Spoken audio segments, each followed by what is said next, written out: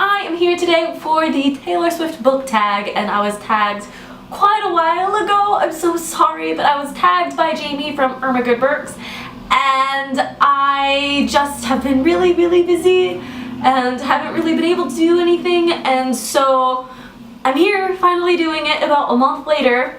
I will tag Jamie's video down below in the About section as well as the creator's video down below in the About section, so you can go and check them out. And I'm sure you guys already know the drill by now about how this tag works, so I'm just gonna hop right into it. Question number 1, we are never ever getting back together.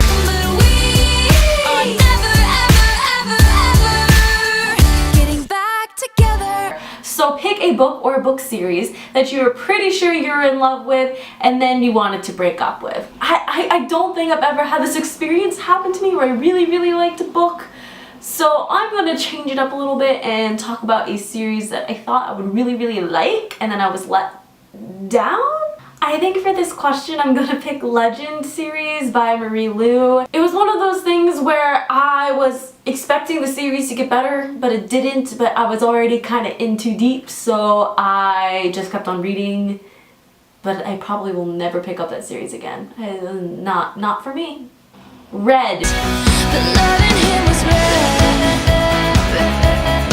Pick a book with red on the cover, and there are so many to choose from, but the first one that comes to mind is Catching Fire. The Best Day. But I know I had the best day with you today. So pick a book that makes you feel nostalgic, and I'm gonna have to go with the Wild Magic series by Tamora Pierce, and any Tamora Pierce books, but the Wild Magic series was the best. I loved the whole thing, and Tamora Pierce was the first push into fantasy reading. So yeah. Number 4 is Love Stories. It's a love story, baby, just say yes. So pick a book with a forbidden love, and that's a lot of them. But I think for this one, I'm going to have to use Gemma and Kartik from the Great and Terrible Beauty series, or the Gemma Doyle trilogy by Libba Bray. I knew you were trouble. Now I'm lying on the cold, hard ground.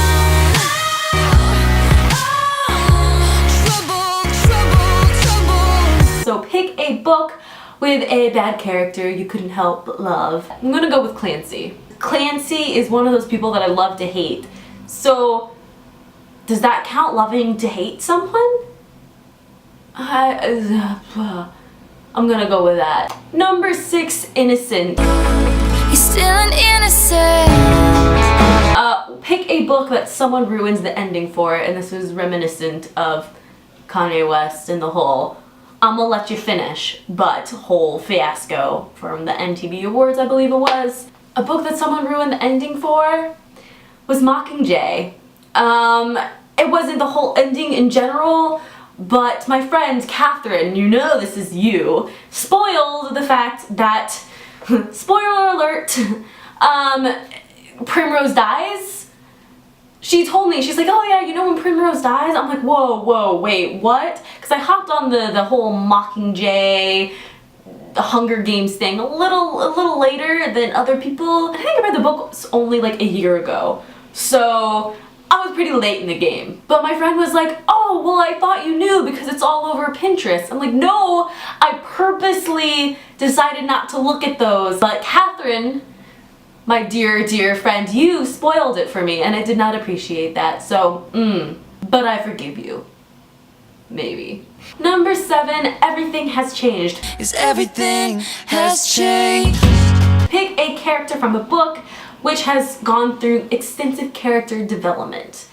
And there's a lot of these. I feel like there has to be some type of development and story arc, especially in the YA genre. So it's just picking one.